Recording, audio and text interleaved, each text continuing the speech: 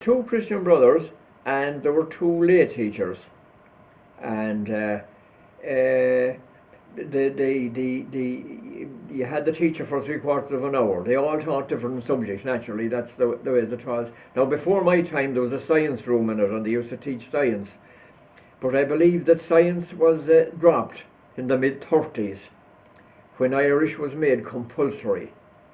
When Irish was made compulsory, they disconnected all the science desk and that, and the Bunsen burners, which was onto the gas and the water and all, and it was the desk, which had a big teak top on it, so that it resist the acid that you'd be using and that stuff in the experiments, was pushed back towards the wall, and inserts was put into that room, because generally there'd be about maybe 20 in insert, that sort of thing. It was a room that would accommodate that sort of thing. And then the other rooms, there were 6 classes.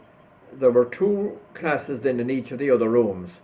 Now, leave insert that time, there'd be about 5 or 6 in it only. And as you went down along, then they got, maybe when you started in first year, there might be about 30 in first year, but as the thing progressed, like lads left off and went away working and that sort of thing. So you'd only have 5 or 6 doing the leaving? What's that? You'd only have 5 or 6 That's doing the all, leaving? yeah. Very small number, wasn't it? Yeah. It was a private tuition, really, like, you know, I mean, when you look back on it in that way, you know. Mm-hmm. But we had a local man. We had James Ruddy. He was a local man. He taught in it long before my time. I'd say James taught in it, well, maybe before the formation of the state, I'd say he taught back then. And he taught up into my time and after my time in it. What years were you there about? I was there in the 30s and the 40s. Late 30s, early 40s. Yeah, late 30s and into the 40s. James, he was great English. He was a great man at English. Great command of English. Great with words and that sort of thing. And beautiful copper plate handwriting. He could, like the blackboard, what he wrote on the blackboard. It was something to behold. He was very, very artistic. He was great at drawing too as well. He used to teach history as well. Then we had another lay teacher. We had a tough man called Alf McMahon. Alf used to teach maths, history and Latin. And Latin was his subject. And he at the time, you see, we were in a school, so it was incumbent on the teachers to teach through the medium of Irish. Now, you can imagine what it was like trying to learn Latin through Irish. Before you could translate the Irish into Latin, you had to translate it into English first, and then get a handle on it to translate it into Latin. So it was funny. So for the duration of the year, he'd be teaching us Latin, but he'd be teaching it through English. But then you went into the exam, and you were supposed to be able to do it through Irish. But the only advantage we had was that you got the question paper, you got an English version and an Irish version together. So you kind of worked as best you could with the Irish through the English version and to translate it into Latin. But when you came out, you were asked, what did you do? Because if you didn't operate through the medium of Irish, I believe the school would be cutting their grant. They had a special grant for being an all-Irish school. You see, we learned all our subjects through the medium of Irish. It was Irish all day. And did you take it serious? Your studies now, did you take it serious? Well, I did anyway, because I liked Irish. I thought Irish was a very nice, it kind of... But they got across the board, all the subjects? All the subjects through Irish, yeah. But the people that were doing the leaving cert, were the serious studiers, or were they kind of just there because their mother told them to be there? Or Well, mostly serious, were they? Most fellas went there because they were kind of sent there, but it was a done thing, like, you know, yeah. Did you have the hair cases there?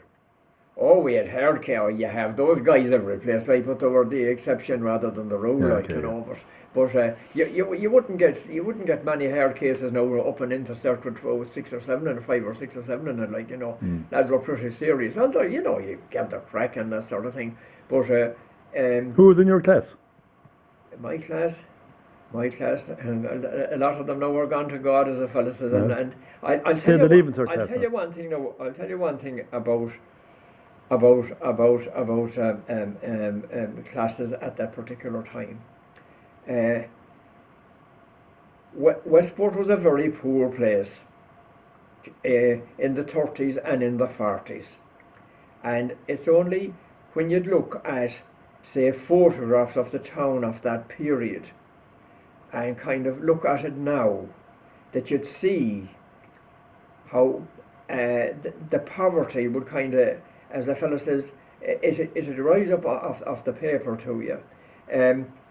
You see, if you go back to, say, prior to the formation of the state here, you had the workhouse complex up on the Key Road. Now that incorporated a workhouse for vagrants to go into, we all know about that, and it had a district infirmary, and it had a school. So that was a state institution, and a dispensary. So that was a state institution, and there was a lot of state money coming into town. In addition to that, you had the infantry barracks on Barrack Hill, soldiers there, and a lot of state money coming into town. And then you had the industrial school and the convent, an awful lot of girls up there, and there was big grants and a lot of money coming from the state there. I often wondered why there were so many pubs in Westport. And I'd say myself it was because of the military and the police and all the public expenditure that was coming into this town. Now, on the formation of the state, that was closed down. That facility up there was closed down. And everything was shifted over to the county home, to Castlebar. So just imagine the void that was left in Westport when that happened. All that money dried up. The infantry barracks was closed, so all the soldiers left. And little by little, the industrial school and the convent whittled down. So that was another big thing. Like when you think of all the bakeries that were in town that time, I often wondered also about the bakeries in town. You had at least 6 or 8 bakeries in town when women at home were baking cakes. 9 bakeries. When women were I can name the sure. Kelly's of the Octagon had a bakery. Scott's had a bakery, where Hanahan's is now. You had Cowboy Welsh had a bakery. Who's there now? That's gone. Gone. That's gone. Yeah, that's gone. You had Beaton's was the big bakery, where Seamus Duffy is the bookshop now. That was the big bakery in Westport.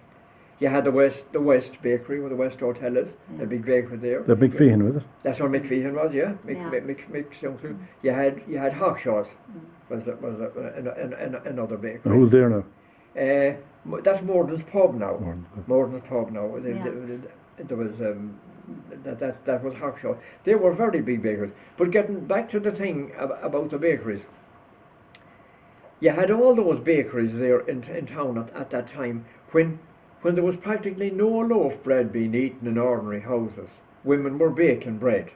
We all remember the big bag of flour at the end of the kitchen and out the country for buttermilk and the women baking cakes, the big cakes being baked. And that's what was eaten at home, the home baked bread, brown bread and white bread. And we had all these bakeries which were supplying stuff to all these institutions.